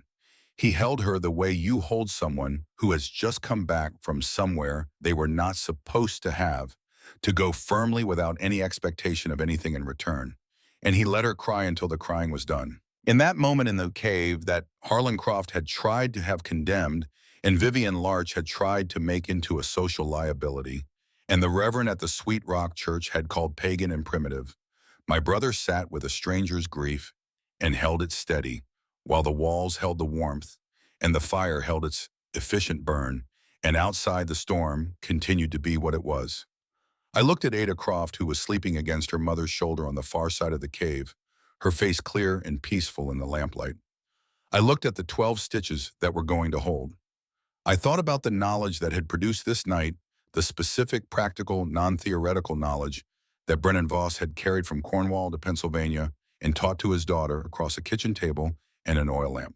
The knowledge that Saoirse had carried from Ireland and given to her grandson, plant by plant, remedy by remedy, in fields and meadows in Pennsylvania while she was alive, and in his memory and his hands and his voice for years after she was not. Two inheritances, two dead people's worth of knowledge. And on the same night in the same cave in Arizona, both of them at work. The blizzard broke on the fifth day. It did not announce its ending the way it had announced its beginning. It simply reduced in stages from total to substantial to significant to present to fading the wind, losing its conviction incrementally, until what remained was ordinary cold air, moving in an ordinary winter direction, and the snow was falling rather than being thrown, and the world outside the cave door had returned to the category of difficult rather than impossible. I opened the door in the early morning. The canyon was white to a depth that made the familiar shapes unrecognizable. The rock walls, the scrub vegetation, the path along the canyon floor, the well Cale and I had dug in 4 days of bloody hands, all of it covered or transformed, the landscape remade by the storm into something that would require relearning. But the cave entrance was clear.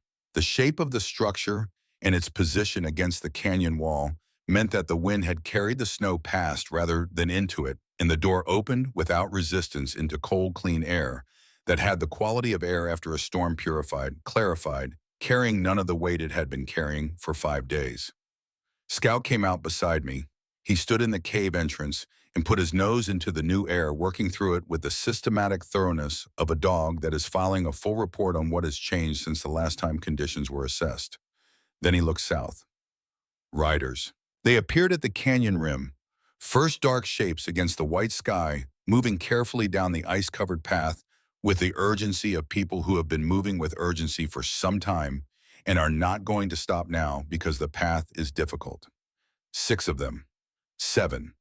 The one in front on a gray horse moving with a quality of momentum that was different from the others, not the steady, careful movement of a man picking his way down a dangerous slope, but the movement of a man who has decided that the slope's danger is a secondary consideration. I knew the set of those shoulders before I could see his face. I knew the way he sat a horse. I had been watching Harlan Croft from the position of someone with no power over what he did since the day he rode into this canyon and looked down at us from his saddle and called us cave rats. He was the first to dismount when they reached the canyon floor. He half fell from the saddle, not the controlled dismount of a practiced horseman, but something that traded precision for speed, and he came through the snow toward the cave with his hat in his hands and his face doing something I had not seen it do in 2 months of watching it from below. Harlan Croft was afraid, not the performative concern of a man who has deployed fear as social currency. The real thing, the kind that reaches below the face and undoes the architecture you have spent years building over the parts of yourself that you do not want visible. It made him look different, smaller though he was the same size, more present somehow despite having less of his usual manner to hide behind. He reached me. "My wife," he said. His voice was the voice of a man whose throat has been working hard for a long time at something it was not built for, raw, rough, stripped of everything that usually made it the voice of the most powerful man in the valley. "My daughter Hannah Ada, my niece Charlotte. They were on the road from Tucson when the storm." He stopped. He was breathing the way men breathe when the thing they are most afraid of has been the only thing occupying their air for 5 days. "Please, please tell me they are alive." I looked at him. Then I stepped aside and gestured toward the cave entrance. He went past me. His men waited at a distance on their horses, not moving, watching the cave door the way people watch doors when they do not know what is on the other side. There was a sound from inside the cave. Not a word, a quality of sound that traveled through the stone and told me what it was, even before the words formed the sound of someone who has been afraid long enough for the fear to have become the total architecture of their interior, encountering the thing they feared was gone. When Harlan came back out, he was a different man than the one who had gone in. I have tried to describe this transformation to people who were not there. And the best I can do is to say that the arrogance was not merely subdued or suppressed, it was absent the way a thing is absent when it has been dismantled, rather than merely relocated. The certainty was gone. The elaborate social construction of a man who had spent 30 years making sure that everyone within his sphere of influence understood exactly where they stood relative to him, all of it was gone, stripped by 5 days of not knowing whether his family was alive, and by the specific reality of what he had just found on the other side of a cave door. He walked toward me through the snow and he stopped 3 feet away.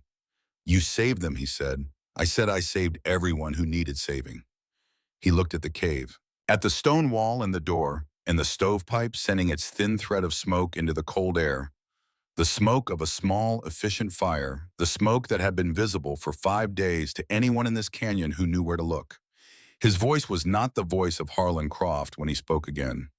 It was the voice of someone who has been reduced to whatever is underneath the name they have spent their life building.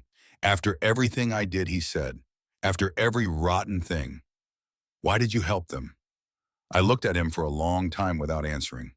I thought about the answer, not the simple version, but the real one, the version that had been forming since the day Cale and I stood at this cave entrance with $17 and a half-starved dog and a promise that we had made and intended to keep, regardless of what the world sent against it. My father used to say, I said that you can tell everything you need to know about a person by how they treat people who cannot do anything for them.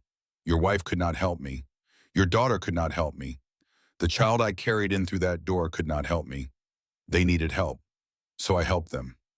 I paused. That is the difference between us, Mr. Croft. You help people because of what they can do for you. I help people because they need it. He was quiet for a long time. His hat turned in his hands with the slow, restless motion of a man working through something that is not resolving quickly. Then he knelt down in the snow, not ceremonially, not with the deliberate flourish of a gesture calculated for effect. His knees went into the snow the way a man's knees go into snow when they have given way under something that cannot be argued with. I was wrong, he said. I was wrong about everything. He looked up at me, and what I saw in his face was the specific expression of a man who has not examined himself closely for a very long time and is doing it now and finding the examination costly. 30 years ago, he said, I came to this territory with nothing. I mean nothing. No money, no land, no name that meant anything in any place I had ever been. He paused and swallowed. I was on the road east of the Gila River in February, out of food, half frozen, lost. A homesteading family found me on the road. They did not know me. I had nothing to offer them. He looked at his hands. They brought me inside and fed me and let me sleep in their barn for 2 weeks while the weather held, and in the spring they helped me get on my feet. He stopped. Everything I built from that start, from their generosity, from a kindness I did nothing to deserve. I waited. Somewhere along the way, he said, between the first 100 head of cattle and the 1,000th acre of land, I forgot what it felt like to be the one who needed help. I forgot what it felt like to knock on a door with nothing and pray that whoever was on the other side would open it. He looked at the cave entrance. I became the kind of man who would have turned myself away. He paused. When I bought that land to spite you, I told myself I was teaching you something, but I was not teaching you anything. I was punishing you for reminding me of who I used to be, for having the courage I had lost. The canyon was silent except for the cold air moving through it and the sound of his men's horses standing patient in the snow. Get up, Mr. Croft, I said. Your wife is inside and she needs you. Kneeling in the snow does not help anyone. He took the hand I did not offer, but would have if he had needed it. He stood. We faced each other in the clean, cold light of a December morning, but after a storm, and something passed between us that neither of us had language for. Not forgiveness. Forgiveness was a different process and would take its own time. Recognition. The recognition that underneath everything that had been done and everything that had been said, we were the same kind of people. People who had started with nothing and built something. The difference was that one of us had held on to what that meant and one of us had not. I'm going to make this right, he said. I do not know exactly how, but I will start with the land. That would be a good beginning, I said. He went inside. The weeks that followed the blizzard had the quality of something slowly finding its right shape. Harlan Croft signed over the 40 acres near Miller's Creek 2 weeks after the storm. He did it without asking for compensation, without conditions, without the kinds of legal complications that a man with his resources and his lawyers could have introduced if he had chosen to. He had his lawyer draw up a deed, and he rode out to the canyon, and he handed it to me across the threshold of the cave door, and what he said when he handed it over was, "It should have been yours. The land was good, not spectacular." Nothing in the territory was spectacular by the standards of the places people came from, when they came here, but solid and workable with water access and the particular southern exposure that meant the growing season was longer than a north-facing plot and the winters were slightly less absolute. We planted it in the spring with the methodical patience of two people who have learned that planting is an act of faith in a future you cannot see from where you are standing. Sage along the back wall, yarrow and chamomile in the middle rows the small orchard that Kale had been sketching in the margins of his notebook since the previous autumn. Chickens, a pair of goats, the modest, productive arithmetic of a life that has what it needs. Vivian Larch did not apologize. I had not expected her to. She was not a woman built for the direct acknowledgement of error, and apology would have required looking at what the boycott had been and what it had been for, and I understood from what Obadiah had told me that this was not something she had the capacity for yet. What she did was stop. The whispers stopped. The strategic visits to parlors and sitting rooms stopped. The careful social architecture she had been maintaining at our expense simply ceased. And in its cessation, I recognized something that was not apology, but was its practical equivalent, the acknowledgement made without words that the project had been abandoned. 7 families came to the cave that spring wanting to learn the techniques. They came one at a time and in small groups, farmers and homesteaders and ranchers whose experience of the blizzard had produced in them a specific kind of education about the relationship between the buildings they lived in and the weather those buildings were supposed to protect them from. They had felt in their log cabins and their frame houses the truth of what I had been building toward for months, that the approach of building a container for a fire rather than a vessel for warmth cost them something in every ordinary winter and almost everything in an extraordinary one.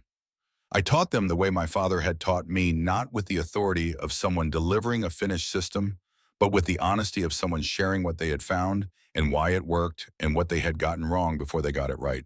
I showed them how to test stone with a knuckle, the sharp, clean tick of solid rock versus the dull thud of something that would fail. I showed them the 1-on-2 principle, the mortar mix, the candle test for airflow. I showed them the wall cores and the thermal mass and the principle that my father had explained using a wool coat as an analogy, and that I had verified over months of living inside a structure built on it to be exactly correct. I charged nothing. The knowledge was not mine in the sense that mine meant something I had produced from nothing. It was Brennan Voss's, carried from Cornwall to Pennsylvania, to me passed forward the way knowledge passes when the person carrying it understands that its value is not in the holding, but in the giving. Cale opened his healing house in March. He did not call it a clinic because he was not a doctor and had no intention of performing the specific procedures that doctors performed with the instruments and the training that doctors had. He called it what it was, a place where he knew things and would share them with people who needed them, where herbs were available and knowledge was available, and the kind of careful listening that his grandmother had described as the beginning of all good medicine was practiced every day. He had no certificate, he had no degree, he had a notebook full of marginal notes and a grandmother's voice in his memory, and 18 years of paying attention to the specific practical language of what heals and what harms, and in the territory of 1882, in a valley where the doctor covered 50 square miles on one horse. This was worth more in real terms than credentials that lived in frames on walls. Mothers brought children. Miners brought injuries. The ranchers who ran stock brought animals that the veterinarian in the county seat was too distant to reach in time, and Kael treated them with the same focused attention he gave to everything, because Saoirse had not drawn distinctions between the creatures that needed care, and he had absorbed that perspective along with everything else she had given him. Even Harlan Croft's stock came to Cale eventually. Harlan paid full price without question. He was a man who had said he intended to make things right and had found in the specific concrete work of doing so a kind of discipline that the abstraction of the intention had not provided. Ada Croft came back in the spring as Cale had told her she could. She was 8 years old and she came with a notepad and a pencil, and she stayed for 3 hours asking questions about every plant in the garden, taking notes that were more systematic than the notes of many adults I had known. She came back the following week and the week after that. She was the beginning of something that none of us had the language for yet, but that would have a name later when there were enough people doing it that it required one. Pearl Sinclair, 4 years old, followed Carol around the healing house whenever the Sinclair family visited, which was often because they had settled on a small plot of land a mile from the canyon and had become the kind of neighbors that the word at its best means. She called him her angel boy, and nothing anyone said, including Cale's patient correction, was sufficient to persuade her to call him anything else. Obadiah Wells walked with a limp from the day of the broken leg until the day he died. He mentioned this approximately never, and when someone commented on his gait, he said what he said and moved on, which was small price. He lived another 8 years and spent most of them making things tools, horseshoes, the specific useful objects that a blacksmith makes in a valley where useful objects are needed. And in the quiet intervals between the making, he sat in front of his forge and read, because he had taught himself to do it in the dark on stolen hours, and he was not going to give up a skill that had cost him that much to acquire. He left the blacksmith shop to Cale when he died, along with a letter. I kept the letter until my own death. I will give you what it said as accurately as my memory holds it, which may not be exact but is honest. You showed me that the world is not always what I thought it was, that kindness still exists in it, and that two people with nothing but knowledge and love can build something that outlasts everything that tried to stop them. I am proud to have known you. I am proud to have helped in whatever small way I helped. Wherever I go next, I will tell everyone I meet about the cave in Redwall Canyon and the people who built it. Scout lived to the age of 11. He was buried beside the cave entrance in the ground that was his territory and his responsibility in his home for all those years. The stone Cale placed at the head of the small grave said Scout, our first family, in the spring of 1888, 6 years after we arrived in the canyon, was $17 and a disc and a half remembered lesson about how weight wants to move through stone Kyle, and I built a proper farmhouse on the 40 acres.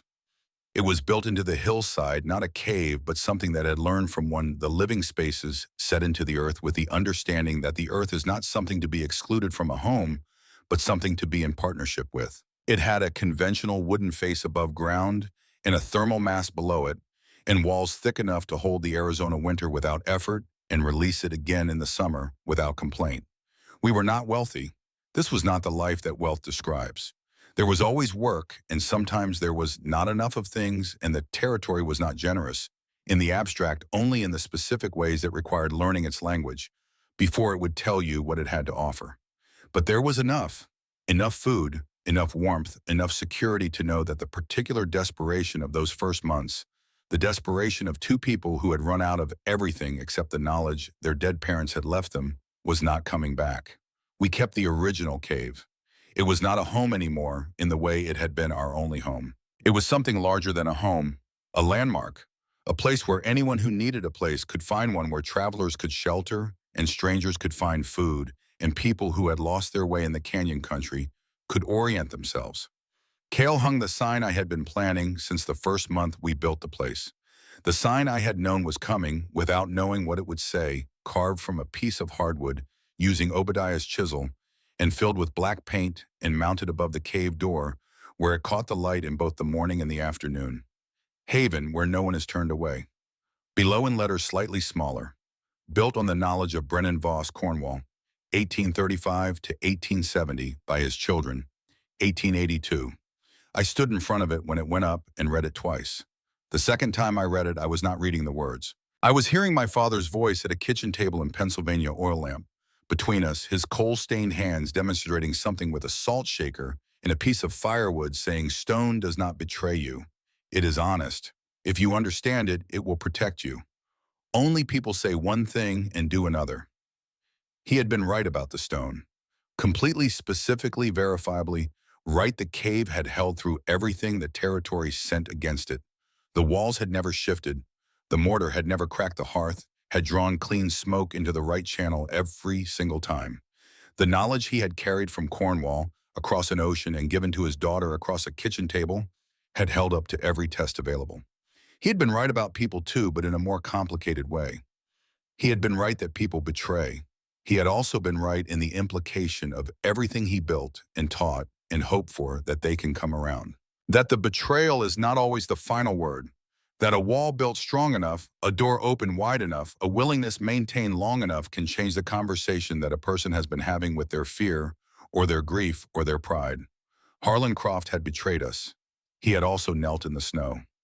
Vivian Larch had tried to reduce us to nothing. She had also eventually stopped. The 17 strangers who had crowded into this cave on the worst night of the Arizona winter and found warmth instead of a tomb, they had been nothing to us before that night, and were by the time the storm ended, people we knew in the specific intimate way that difficulty produces between strangers. Stone does not betray. Build strong enough, and eventually the people come around too. I stood in front of the sign until the afternoon light moved past the canyon rim and the cave entrance went into shadow. Then I heard Cale's voice from somewhere inside talking to whoever was there that day. There was always someone, always the particular sound of Cale explaining something to someone who needed it, explained patient and unhurried, the voice of a man who was doing what he was built to do. I turned around and went inside.